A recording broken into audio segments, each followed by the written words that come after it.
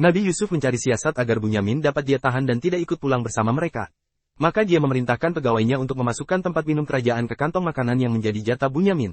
Setelah itu ada teriakan yang diarahkan kepada rombongan saudaranya Yusuf yang menuduh mereka telah mencuri sesuatu.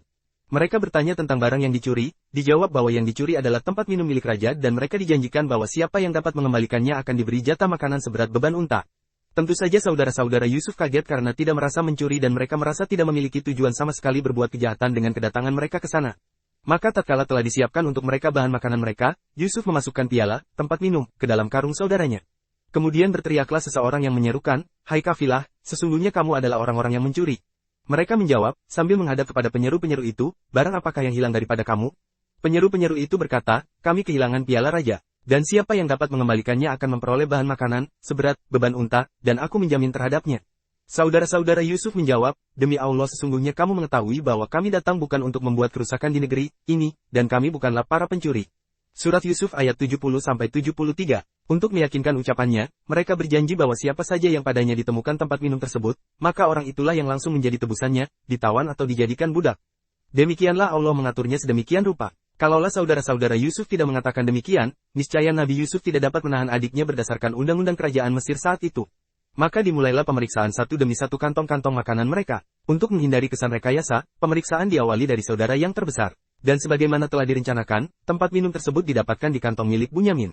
Saudara-saudaranya langsung berkomentar, kalau sekarang dia mencuri, begitu juga dahulu saudaranya, Yusuf, pernah mencuri. Saat itu Yusuf berkata dalam hatinya, sifat-sifat kalian lebih buruk, Allah yang lebih mengetahui apa kalian sampaikan.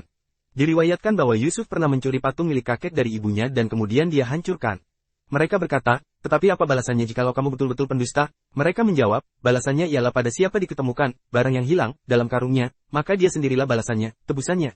Demikianlah kami memberi pembalasan kepada orang-orang yang zalim. Maka mulailah Yusuf, memeriksa, karung-karung mereka sebelum, memeriksa, karung saudaranya sendiri, kemudian dia mengeluarkan piala raja itu dari karung saudaranya. Demikianlah kami atur untuk, mencapai maksud, Yusuf. Tiadalah patut Yusuf menghukum saudaranya menurut undang-undang raja, kecuali Allah menghendakinya. Kami tinggikan derajat orang yang kami kehendaki, dan di atas tiap-tiap orang yang berpengetahuan itu ada lagi yang lebih mengetahui. Mereka berkata, jika ia mencuri, maka sesungguhnya, telah pernah mencuri pula saudaranya sebelum itu. Maka Yusuf menyembunyikan kejengkelan itu pada dirinya dan tidak menamparkannya kepada mereka. Dia berkata, dalam hatinya, kamu lebih buruk kedudukanmu, sifat-sifatmu, dan Allah Maha mengetahui apa yang kamu terangkan itu. Surat Yusuf ayat 74-77. Namun, mengingat pesan sang bapa untuk menjaga Bunyamin, mereka meminta kepada Nabi Yusuf agar tidak menahan Bunyamin dengan alasan bahwa bapaknya telah tua renta. Sebagai gantinya mereka siap menyerahkan salah satu saudara yang lainnya. Namun Nabi Yusuf tidak menerima usul mereka dengan alasan bahwa dia tidak akan membebaskan pelaku dan menawan orang yang bebas, karena itu berarti perbuatan zalim. Mereka berkata, wahai Al-Aziz, sesungguhnya ia mempunyai ayah yang sudah lanjut usia. Oleh karena itu, ambillah salah seorang di antara kami sebagai gantinya. Sesungguhnya kami melihat kamu termasuk orang-orang yang berbuat baik, berkata Yusuf, aku mohon perlindungan kepada Allah daripada menahan seorang, kecuali orang yang kami ketemukan harta benda kami padanya. Jika kami berbuat demikian, maka benar-benarlah kami orang-orang yang zalim. Surat Yusuf ayat 78-79.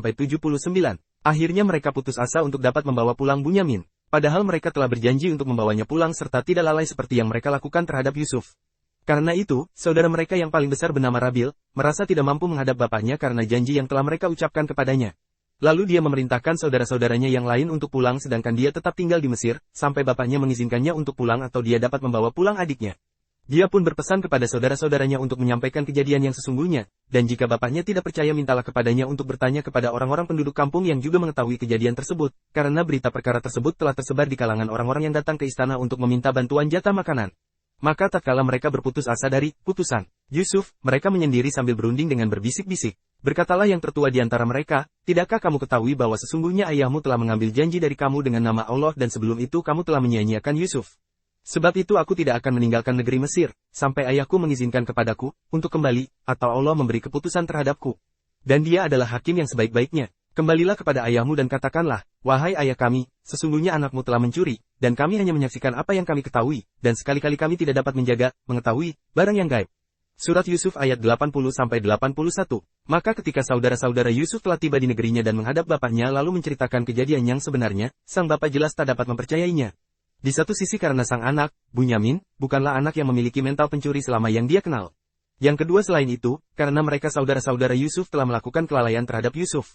Namun demikian sang bapa merasa tidak dapat berbuat apa-apa, kecuali bersabar dan berharap kepada Allah agar mengembalikan mereka semua, Yusuf, Bunyamin dan Rabil kepadanya. Dia maha mengetahui betapa perasaan yang dia rasakan dengan berpisah dari orang-orang yang dicintainya. Saat itu ingatan terhadap Yusuf bangkit kembali, kesedihannya memuncak, bahkan saking dalamnya kesedihan yang dirasakan selama ini kedua matanya menjadi buta.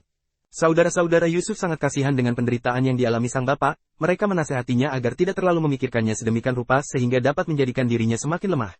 Mereka meminta agar sang bapa memperhatikan dirinya. Namun sang bapa mengadukan semua keluh kesahnya kepada Allah, dan dia yakin akan pertolongan dan jalan keluar yang akan Allah berikan dan bahwa dirinya akan dapat melihat Yusuf kembali. Yakub berkata, hanya dirimu sendirilah yang memandang baik perbuatan yang buruk itu. Maka kesabaran yang baik, itulah kesabaranku. Mudah-mudahan Allah mendatangkan mereka semuanya kepadaku, sungguh dialah yang maha mengetahui lagi maha bijaksana. Surat Yusuf ayat 83. Setelah itu sang bapa memerintahkan anak-anaknya untuk terus mencari informasi tentang Yusuf dan saudaranya dan jangan berputus asa dari rahmat Allah, karena itu bukan ciri orang yang beriman. Hai anak-anakku, pergilah kamu, maka, carilah berita tentang Yusuf dan saudaranya dan jangan kamu berputus asa dari rahmat Allah. Sesungguhnya tiada berputus asa dari rahmat Allah, melainkan kaum yang kafir. Surat Yusuf ayat 87. Kemudian saudara-saudara Nabi Yusuf datang lagi membawa barang-barang tak berharga untuk ditukarkan dengan makanan bagi keluarga mereka, karena musik paceklik dan kondisi sulit yang mereka alami serta jumlah keluarga mereka yang banyak. Lalu mereka menemui Nabi Yusuf dan menjelaskan keadaan mereka. Mereka memohon kepada Yusuf agar menerima barang tukaran mereka walau tak berharga dan meminta kepadanya agar jatahnya dipenuhi dan diberikan sedekah pula.